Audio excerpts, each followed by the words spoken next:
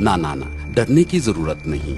ये सैयद अख्तर हुसैन है, मगर मुनफरिद रहने के शौक ने इसे अख्तर तूफान बना दिया है। बड़े बड़े बाल, 3 फुट लंबी मूछें, स्याह कमीज, सुर्ख शलवार, बड़े बड़े गॉगल्स और सबसे ऊंची साइकिल इसकी पहचान बन गई है। मैंने कहा कि मैं जरा मुनफरिद नजर आऊँ ना, अपनी पहचान के लिए, अपनी मशहूरी। जरूरी नहीं है कि कोई अमीर आदमी हो जो वो कारनामे कोई अंजाम दे तो उस वजह से वो शोहरत की बुलंदी पर जाए। बस मुझे वैसे मुनफरिद नजर आने के लिए मैंने ये रूप इख्तियार किया कि मैं मुनफरिद नजर आऊँ। शहर की सड़कों पर घूमते हुए कोई शख्स मुतवज्जो हुए बगैर नहीं रह सकता।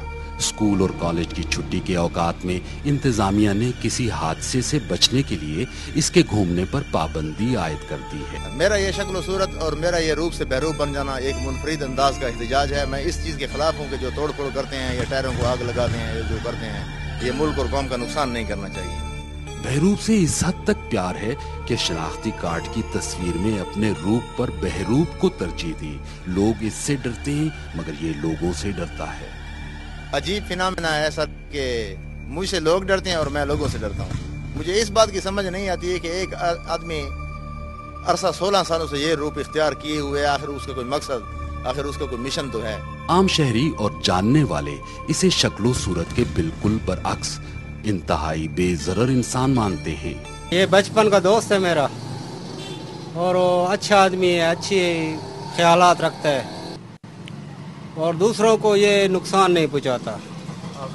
हाफिज कुरान भी है, तालीम याफ्ता भी है।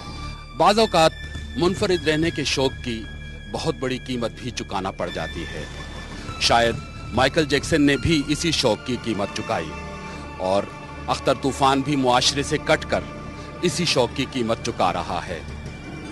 बकौल शायर, तुझको तन्हा कर गया फिर मुनफरिद रहने का शौक, अब अकेले बैठकर यादों के मंजर देखना। कैमरामैन कैस जावेद के साथ सईदुल्लाह मरवत, जियो न्यूज़, डेरा इस्माइल खान।